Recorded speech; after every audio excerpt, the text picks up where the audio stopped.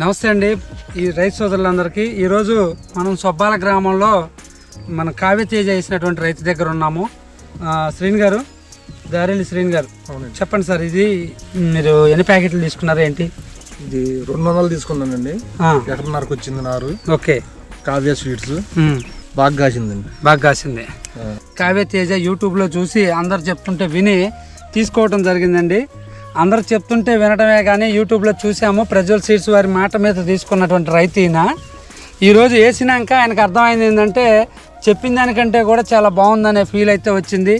ఈ భూమి అయితే అంత సారవంతమైన నేల అయితే కాదు, ఇంతకుముందు కూడా ఎవరికి పంట పండలేదనేది ఒక రైతు చెప్పారు. ఇప్పుడు ఈయన ఇది అసలు పండిద్దో లేదో అని చెప్పి రైతులు భయపెట్టాక కూడా ఆయన ఈ విత్తనాలు తీసుకొని RRR ప్లస్ కావ్య అనే ప్రజ్వల్ నుంచి తీసుకొని వేయటం జరిగింది. రెండు కూడా ఒక రేంజ్లో ఇరక్కొట్టి కాసాయండి. ఈరోజు జనవరి 31, 2026 సంవత్సరంలో ఉన్నాము. పై వరకు కూడా ఎక్కడ చూసినా గుత్తులు కాసింది. కాయ సైజు కానీ క్వాలిటీ కానీ 4.5 అడుగులు 5 అడుగుల వరకు కూడా ఎక్కడ తగ్గలేదు. ఏ చెట్టు చూసినా కూడా ఇదిగోండి చూడండి, ఏ చెట్టు చూసినా ఇవాళ డేట్లో కూడా చూడండి ఎంతవరకు కూడా కింద నుంచి పైదాకా సైజు కూడా బాగుంది. కింద నుంచి పైదాకా సైజు బాగుంది. ఎంత వర్షాలకు కూడా తెగుళ్ళను తట్టుకొని నిలబడి కాసిందండి.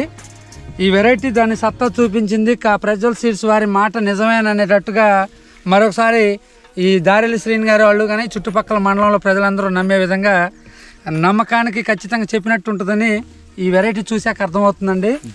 ప్రతి వెరైటీ RRR కానివ్వండి, మనీషా కానివ్వండి, 7777 ఇటు ప్రజ్వల్ సీడ్ నుంచి ఏ వెరైటీ వచ్చినా కూడా యూట్యూబ్లో మనం చెప్పింది నిజమే, 100% నిజం అన్నట్టుగానే ఫీల్డ్స్ అలాగే ఉన్నాయి. మన మండలంలో వేసిన ప్రతి రైతు కూడా చాలా సంతోషంగా ఉన్నారని ఆశిస్తున్నాము. ఇది నాణ్యత గురించి చెప్పాల్సి వస్తే కింద నుంచి కూడా పై వరకు కాయ ఒకటే యూనిఫామ్ సైజు ఉంది. ఈ రోజు డేట్లో కూడా మీకు పూత పింద అన్నీ కూడా అన్ని దశల్లో ఉంది. పచ్చికాయ ఉంది, పండు ఉంది, కాయ సైజు ఉంది. ఎన్ని రకాలుగా చూసినా కూడా ఇది రైతులకి ది బెస్ట్ విత్తనం అని అయితే చెప్పొచ్చండి. ఇదిగోండి చూడండి పై వరకు కూడా ఇది ఒకటే చెట్టు అండి. ఇదంతా ఒకటే చెట్టు. కాసిన చెట్టే చూపించడం కాదండి, ప్రతి చెట్టు కూడా ఇక ఏమండి కాసిన చెట్టే కాదు, ప్రతి చెట్టు ఎక్కడికి పోయినా కూడా అట్లానే ఉంటది. చేను మొత్తం అట్లా కాసి ఎక్కడికక్కడ వంగిపోయి ఉంది. ఆల్రెడీ ఈ రైతే RRR కూడా వేసారు కదండి మీరు? అవునండి. రెండు సమానంగా ఉన్నాయా? పొడుగు ఉంది కాయ, కాపు ఒకే తిరుగుంది, కాయ పొడుగు ఉంది, కలర్ బాగుంది. అసలు ఈ కలర్ ఎందుట్లోని కలవట్లేదు. ఒక కాయ తీసుకొని చేను అంతా తిరిగినామండి మేము. చెప్పపోవటం ఎందుకు మీతో.